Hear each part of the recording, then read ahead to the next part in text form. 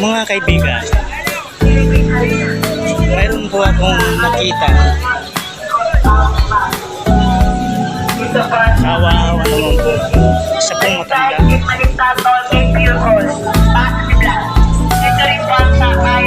Matanda ko na po siya na yung limos. Si ate kong pupunta na at bibigyan na pagkain. Bibili ko siya ng hamburger at isang soft drinks. Mga kaibigan.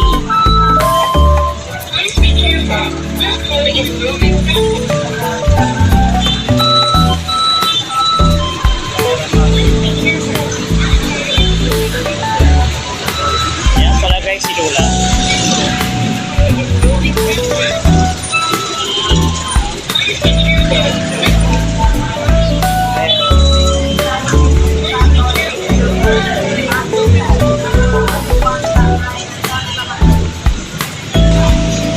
Lola, nagkasaan po kayo?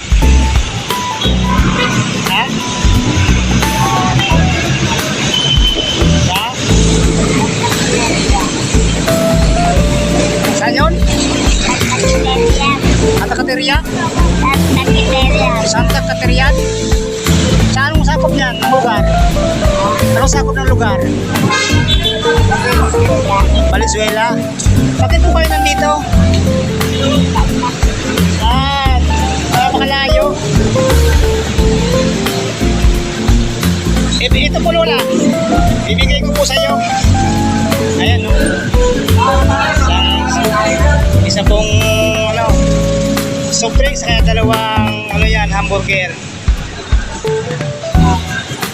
Sa bilang tulong ko po sa inyo, bibigyan kita ng 100.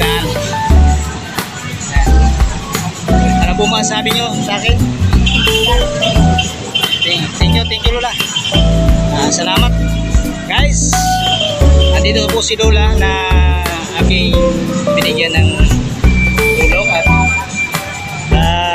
kung sino man po makakita kay Lola at nandito po sa monumento sa kalsada Naikilimos.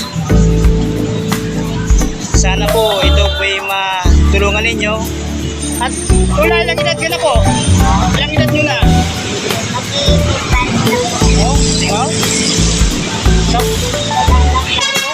85 ang kanyang edad. Pero ito, namamali mo siya dahil wala siyang naghahanap buhay sa pamilya nila. Ilan po ang anak nyo? Ano lang yung alaga, pumalit apo, patay na yung Apo?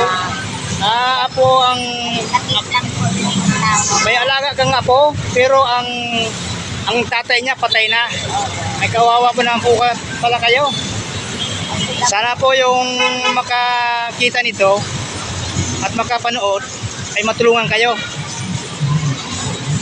God bless, Nay. Salamat po. Ito, thank you.